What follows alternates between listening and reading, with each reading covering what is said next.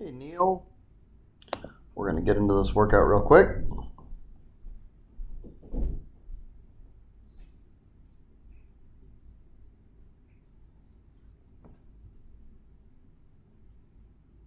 Hmm.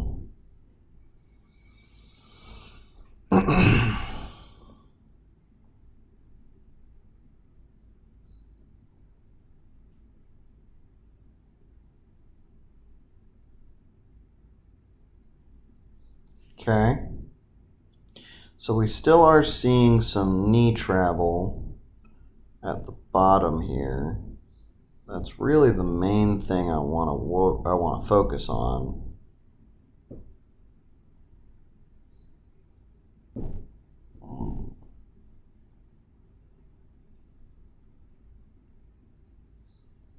You did a much better job here on that rep of cutting depth, and I think it fixed the knees to some degree. Look at that. Let's look at that again. Boop. Nice. Look at that depth, Neal. That's so good. Oh, that's beautiful. I'm so happy about it. And it really did decrease the amount the knees traveled out at the bottom. Okay? Compare that to the first rep. Oh, come on. Right.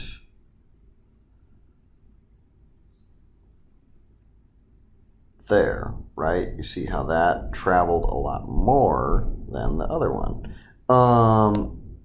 Otherwise, let's see here.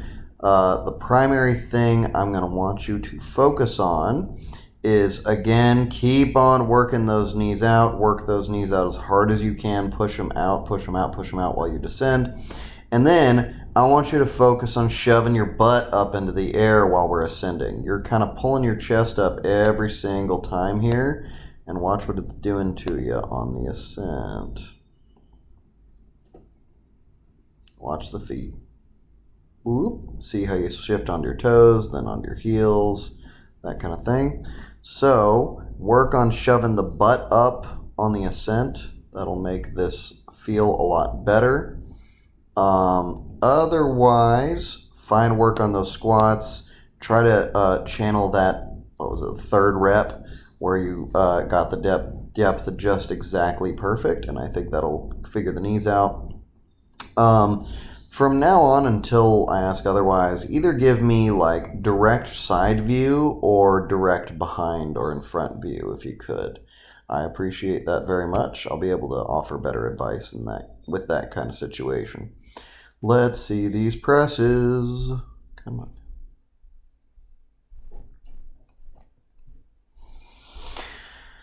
I think your stance is kind of narrow. Okay. That is the best press face, it really is. Neal, it's just the best. Okay, I like that free fall there. I like that. This is a good setup. I think you could float the bar a little higher over your clavicle. Okay, so that's a cue. Make sure you float that bar over your clavicle a little more. And that's just a damn heavy press. Oh, that was the best. And you see how the first rep, let's watch this blow by blow. This is a great example of what I'm talking about. The first rep, we did less of that butt back thing, and we kind of worked on getting the hips forward. The second rep, I guess it was probably feeling really, really heavy, right? And we did a real heavy tilt back and then tilt forward. Did you see that? Let's watch it one more time. Do-do-do-do. Watch the hips. They're going to go back to my cursor and then forward, right? And that is just not going to help you out. The reason being that if the hips rock back, it means that the quads and the abs necessarily had relaxed in that position, okay? And then you shove your hips forward, as we like to do, but unfortunately, because the quads and the abs are relaxed, they're not doing the piece that they need to do in order to get the bar to go vertical, right? So you're kind of softening the bounce as much of a bounce as you might get. The two things I want you to focus on: number one, float that bar a little higher over your clavicle. That'll help you keep your elbows in the right spot and all that kind of stuff, give you a little bit more downward travel. And number two, I want you to put a hot poker just right there, right next to your butt. Like put it in the oven on 700 or whatever you can do. Just imagine that there's a hot poker back there, and if you shove your butt back, you will get burned by a hot poker on your butt, and that'd be real bad, right? So make sure that you have some kind of incentive for yourself not to push your butt back. Just reach your hips forward. It's fine if you have to do it slowly too. It can help for some people on their warm-ups to just slowly reach their pelvis forward or their thighs forward instead of feeling like they have to rush this process, okay?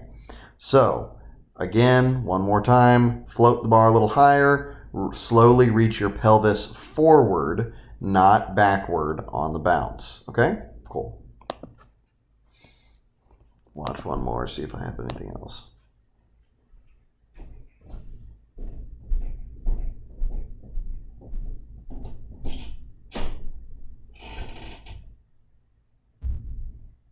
Yeah, see how that's almost touching your clavicle? God, the best faces. Just the best. This, you actually did a much better job of what I was talking about. Still moving back a little bit, but not nearly as much. See how there's still that little kick back? The hot poker would have touched your butt cheek there.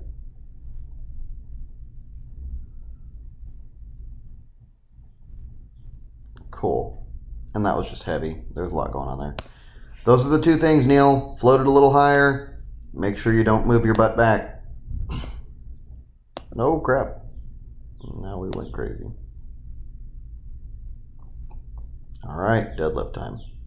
Boop, boop, boop, boop.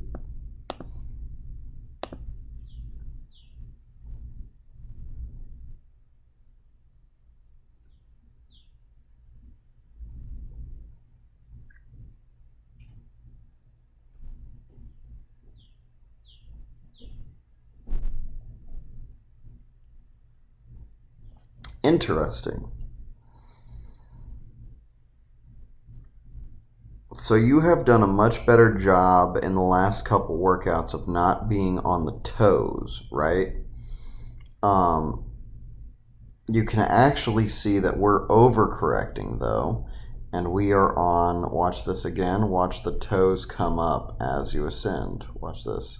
Toes come up, right? We are actually now way on the heels. So the best way to, there's two things we could do here, right? I know I've told you in the past, press through the very middle of your foot. That's going to be the single best way for you to think about this, right? Because if we keep on cueing toes to heels to toes to heels, you know, that's a lot harder than just doing the exact right thing, which is driving through the middle of the foot. Specifically for these sets though, what I would tell you while you, if you're feeling like you're on your heels, is to pull your chest up more out of the bottom. That's going to help you out if you think about pulling your nipples through your arms really fast when you're coming up here, right? So you're staying bent over a little too much, and that's what's causing these to be on the heels. If you pull your chest up, you'll get more toeward. That's everything for you. Congratulations, great job on the workout, and you'll hear from me soon.